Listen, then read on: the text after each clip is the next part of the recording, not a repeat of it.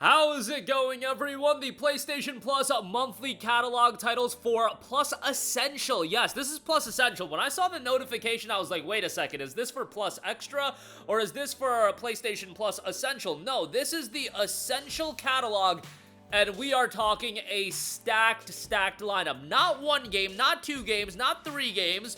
3 is the typical amount, not 4 games, but 5 free titles if you're a PlayStation Plus Essential subscriber.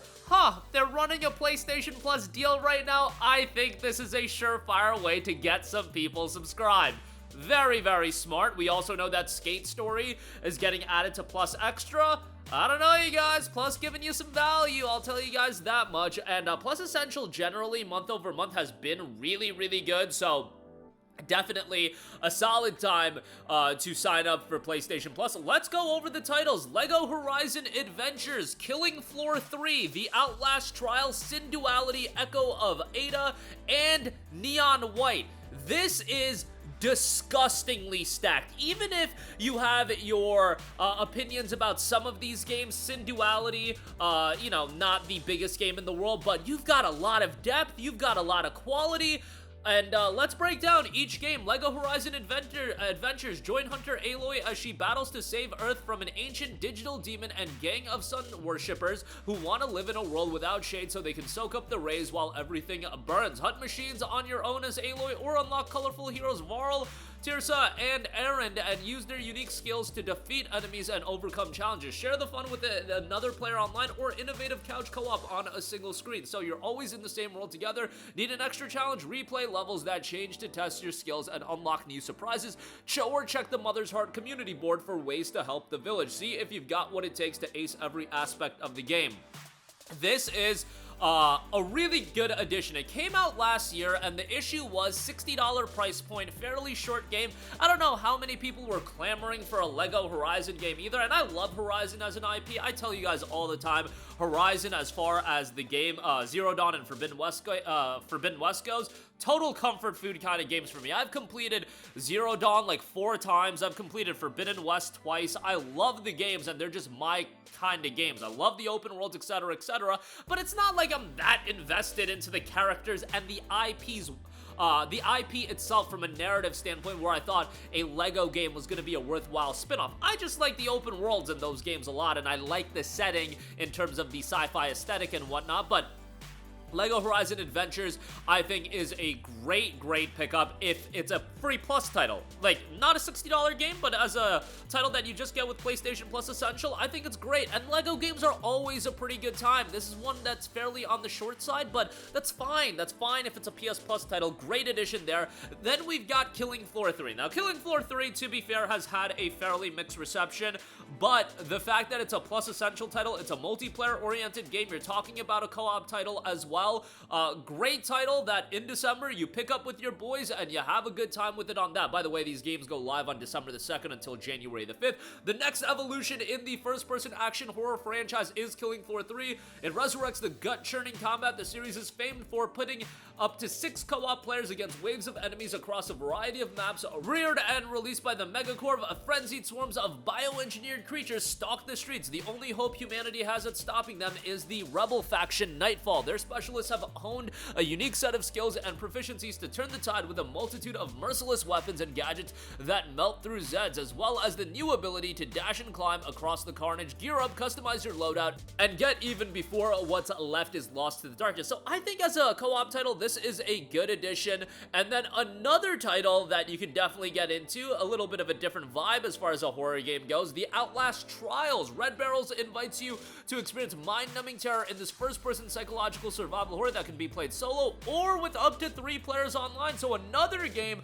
that's got a multiplayer focus. You can jump in with your buddies. You've been abducted by the Murkoff Corporation and trapped inside their facility. Your goal, earn the right to be released back into society, and in order to do so, you must complete trials and MK challenges in pure Outlast fashion. The core gameplay involves avoiding enemies, hiding from them, and trying to run away. Murkoff will provide tools you can use to increase your stealth capabilities, create opportunities to flee, slow down enemies, and more. However, you'll have to earn those tools and work hard to improve them. Whatever the number of players in your party, it's about surviving and getting out. So that is added to PlayStation Plus.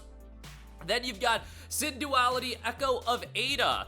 This game had a little bit of buzz going into its release. I loved like the vibe and the presentation of the game. Ultimately, it didn't turn out to be anything blow away. But Synduality Echo of Ada takes place in 2222, years after a mysterious poisonous rain called the Tears of the New Moon wiped out most of humanity and birthed deformed creatures that now hunt the population. Amidst the calamity, humans are forced to build an underground haven to survive, take on the role of a drifter whose goal is to collect a rare resource known as AO crystals. In your quest, you must collaborate with your artificial intelligence partner to face xenomorphic creatures known as Enders and survive the hazards on the surface. Rise from the underground to a surface world infested with hostile Enders, toxic rains, and other enemies as you fight to loot for resources.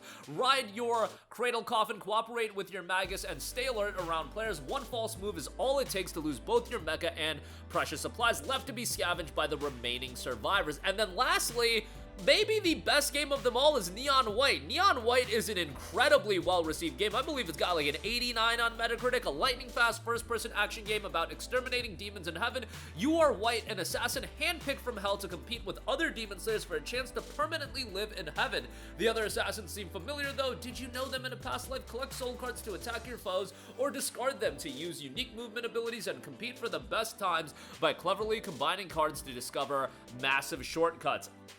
Again, the game's been incredibly well received, and I think this is an incredible addition to PlayStation Plus. Like, this is one of the best months in history. I don't think, like, if you look at October, Alan Wake 2 was a marquee title. I don't think this month has a marquee game that's like, whoa, dude, Alan Wake 2 is here, or, you know, when we had the month with, like, Final Fantasy VII Remake. Like, none of these games are at that level from a marquee standpoint. However, in terms of the depth and the variety that you're getting, this is as perfect of a month as you can get in terms of, you got a Lego game, so if you want something casual, something that you can play that's a little bit more on the chill side, you've got that. You've got Killing Floor 3 and Outlast Trials, more co-op oriented games that you can play with your friends, that if they sign up for Plus, you're all getting the game, you all have Plus, y'all can play together, and that's great. Neon White is a solid title as well, and that's a great game as like a secondary game, but given how well that game has been received, even if that was like the major game, that would be a great addition, and it's a game that still goes for,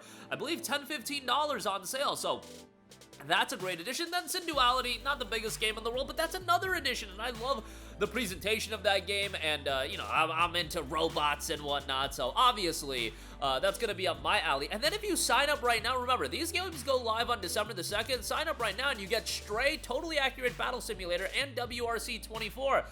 With Plus Extra being discounted as well, and Plus Essential 15% off, Plus Extra 25% off, Plus Premium 33% off.